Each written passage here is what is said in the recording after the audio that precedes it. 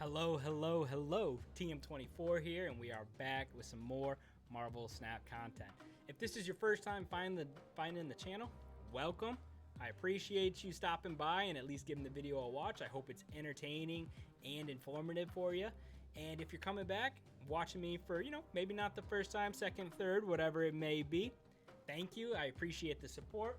My llama here appreciates the support. You can see he's got his hat on, he's got the headphones, he's chilling right now. But let's talk about movement. Now, one of the probably least common, least talked about, least used archetypes in the game. And I don't know, I don't really know why. It just seems like this archetype offers, a lot of power. It definitely has, an element of surprise. It's hard to kind of lock down where they're going to be. So I think it offers a lot and is definitely a style worth giving a shot. And I decided to put one together here, and we're going to talk about these cards, and then I'll walk you through a couple games here. But let's start with the first two cards, and they're a couple of one drops. It's Human Torch and Iron Fist. Now, Human Torch is insane, and he can go absolutely nuts. He's doubling up each time he's moved. Crazy. And, you can move him 3 times, up to 3, maybe 4 times. I think I moved him 2 or 3 times regularly. And, that starts adding up. So you're looking at 8 power for 1. Iron Fist, you can move any of your cards, but he enables the Human Torch. He can help you with Dagger, Kraven, Vulture. He helps get Spider-Man out. So Iron Fist, I think, is a great inclusion in here. He does feel a little bit bad sometimes just because he's only 2 power out there, but you got to remember, most of the time your opponent's going to have, a 2 power card somewhere as well.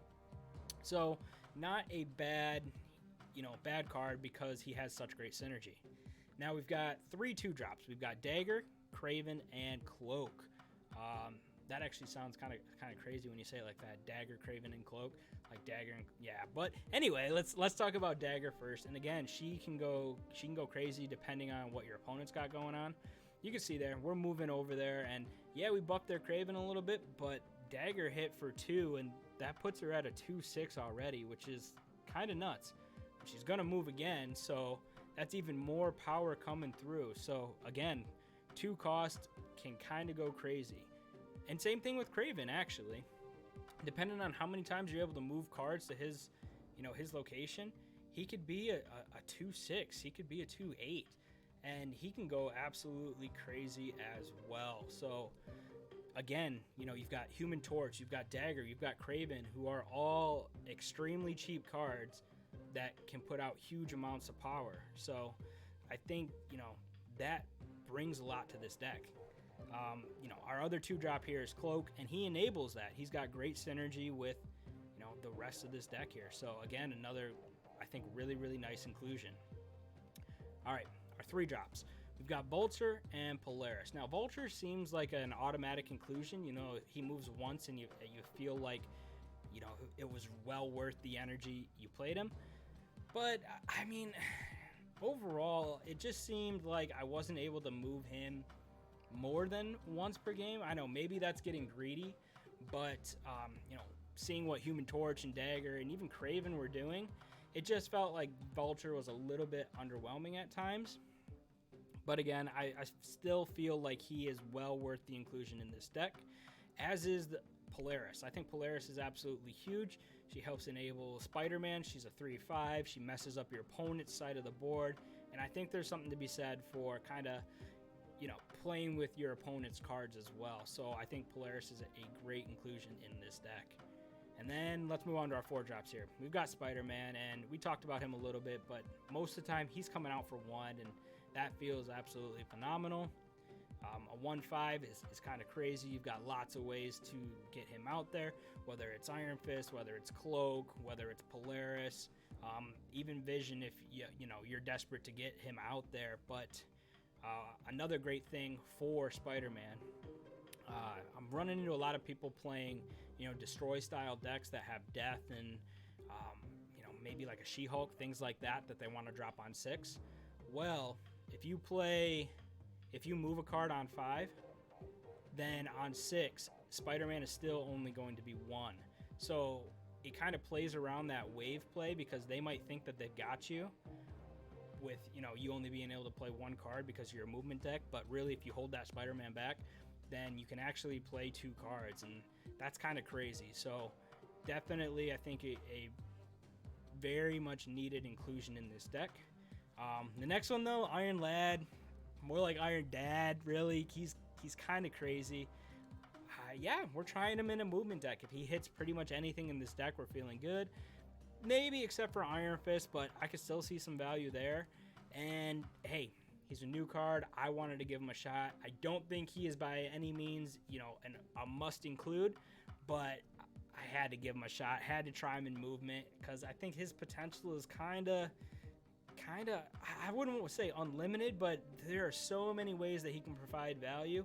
And you'll see it in a couple games here. I think he hits a Kraven at least once. I think he hits a Vulture, but yeah, Iron Lad is, I think, a great inclusion in this because of the cards that you've got in this deck. 5 drops. We've only got 1. It's Vision.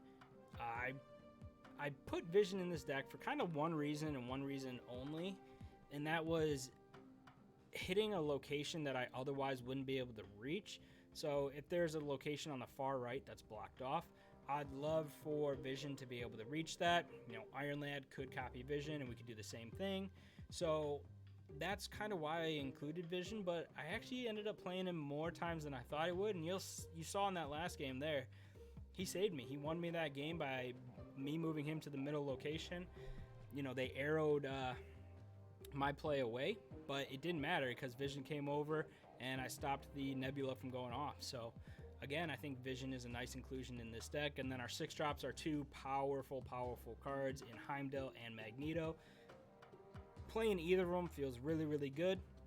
99% of the time, I would say, people are expecting the Heimdall. So, every once in a while, if you get that Magneto down, it actually feels pretty good. There is a little bit of that surprise factor, and I'm pretty sure Magneto's played in this game here by more than one of us, so you'll have to see this in a second. But yeah, this deck is super, super fun. I think it's really hard to kind of pin down where you're going to be putting your power. So for your opponent, it makes it very difficult for them to determine where they want to put their power. There's always the threat of Heimdall coming down on the last turn.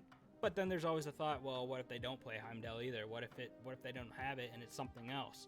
Then they never know if they have enough power where they're at. So I think this movement deck definitely has some potential. I think it can certainly get wins. I think it's super, super strong. And I think if you've got the cards, hey, why not play it? Give it a shot. You can see here, we've got 29 power on Plunder Castle, and we feel fine just kind of tossing 2 of them because Kraven's at 12 and Polaris is at 517, and Plunder Castle is nuts. He did steal, I think he stole our Magneto here. Maybe that was his own, but I think that's his own. We ended up both playing Magneto into that middle lane, destroying each other's cards, but we had Torch ready to go. We were able to send him freely. Kraven can solo Plunder Castle. He was going to beat most 6 drops there. So again, this deck can just put out insane amounts of power. Over 30 power there with only 4 cards. And 3 of them were 2 and under. That's just crazy. But I'll talk you through this game. This was actually, this is the Thanos game. They're going to play wave on 5 thinking that they've got me. I probably had a better play that I could have made, but it didn't really end up mattering. So you'll see here, I like to get Dagger down when we can. I had Cloak, so that's kind of the thought process there is play Cloak on a lane where they've got, a few cards already chilling, and have Dagger come join the party and get buffed while doing so. And you can see that that's kind of what I'm thinking here, but I think I have other thoughts here. I wanted to get Spider-Man out since we had a kind of cheap hand. It felt kind of easy to just fit him in. So now we're able to kind of do something similar, but we drew Iron Lad, so we're like, do we play that? Do we not? We want to play Spider-Man because he's cheap, so we're getting ready to make that play. We did toss him right over into the cloning vats. I like doing this as well, as playing Iron Fist, at the end of your turn, so that the next turn is something that's being moved. I tended to do that more often than playing him and then playing a card I wanted to move. It just seemed to, I don't know if work better is the right word, but it just seemed to be better than the other way. But yeah, you'll see here, we're moving Dagger, but we wanted to get Craven down first to get the buff on Craven. With Dagger, we're leaving everything else, and we're getting ready for the last turn here. They played She-Hulk into the cloning bats. They snapped as well because, that's super strong, a 9 power card. They know I probably don't have a Shang-Chi because what type of movement deck runs Shang-Chi? Not this one. I don't like not having answers, but in this case, I think it's all right just because this deck is so hard to pin down anyway that its power could really end up pretty much anywhere. So you'll see here, they waived and they think that they've got us. We've got Spider-Man and Magneto. I'm obviously worried about Death and She-Hulk. I mean, they're playing Carnage, they're destroying cards, that seems pretty clear. She-Hulk, of course, is a great card, so, waiving her down to 2 is kind of nuts. So, I know something big plus She-Hulk is coming down. I'm just trying to figure out where I wanted to play that.